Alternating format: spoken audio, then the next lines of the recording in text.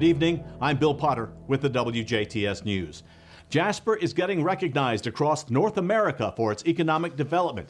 Business View magazine is spotlighting Jasper in an exclusive feature entitled Embracing Diversity, part of the magazine's focus on growth and economic development in U.S. cities. The article describes the inviting and inclusive atmosphere of the city. A revitalization plan to draw tourists and residents to downtown Jasper began almost 20 years ago. The project included the Spirit of Jasper and the train depot, the Jasper City Mill, and the Jasper Riverwalk. At its heart, Jasper is a city with a rich history built on community values, entrepreneurship, and faith. To read the full article, visit businessviewmagazine.com/Jasper-Indiana-embracing-diversity.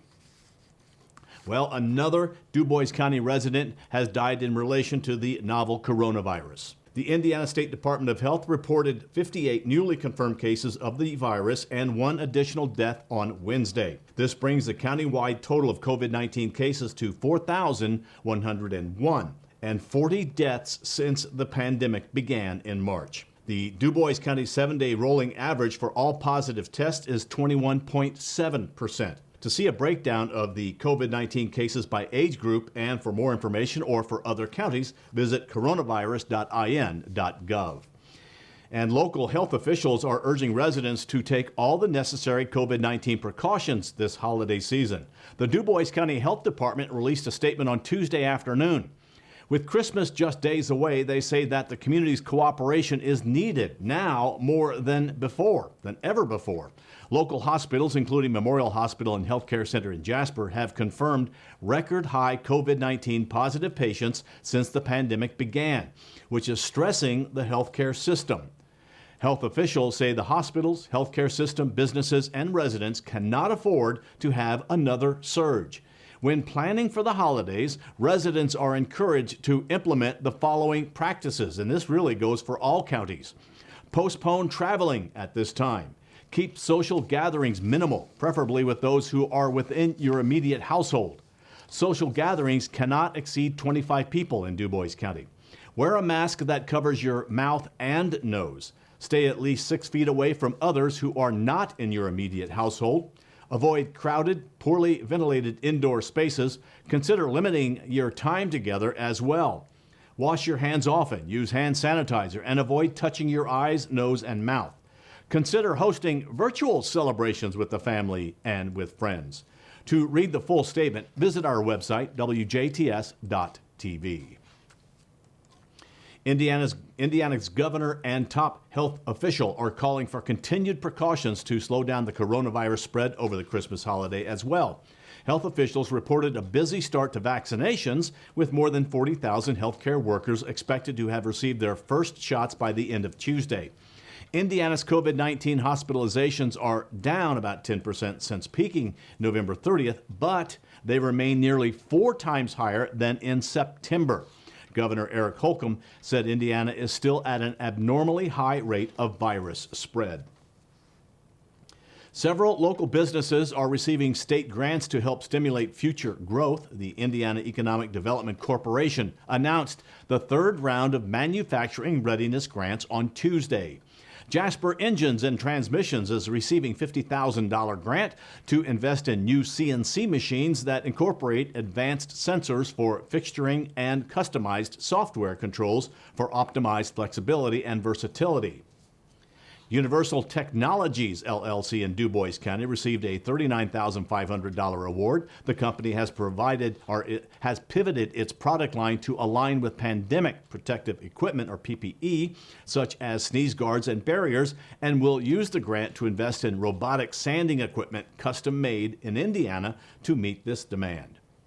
More Metalworks AC LLC in Vanderburgh County was granted $100,000. The company plans to use the grant to modernize its operations with investments in small technology, including a CNC brake, CNC lathe, camera system, 3D printer, laser engravers, and other equipment to expand operations. Nix Companies in Gibson County was granted $25,000 to modernize operations by purchasing a CNC lathe, positioning the business for its future workforce and innovation. And Spencer Industries Incorporated in Spencer County received a $19,000 grant. The company will use the funds to retrofit 13 CNC machines with monitoring sensors to reduce set IP times and identify machine malfunctions for quality improvement, reduce downtime, and increase production capacity. A local county commissioner has been elected to the IACC state office. DuBois County Commissioner Elmer Bromus was elected the 2021 Secretary of the Indiana Association of County Commissioners, or IACC, by county commissioners across the state.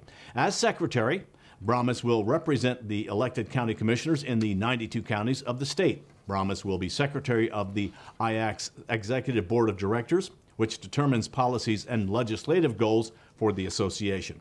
The elections were held during the IACC's 2020 annual district meetings, but due to the COVID-19 meeting restrictions put in place and the surge in COVID-19 positivity rates, the IACC Board of Directors postponed the in-person annual conference annually, scheduled for early December, to ensure the safety of their attendees.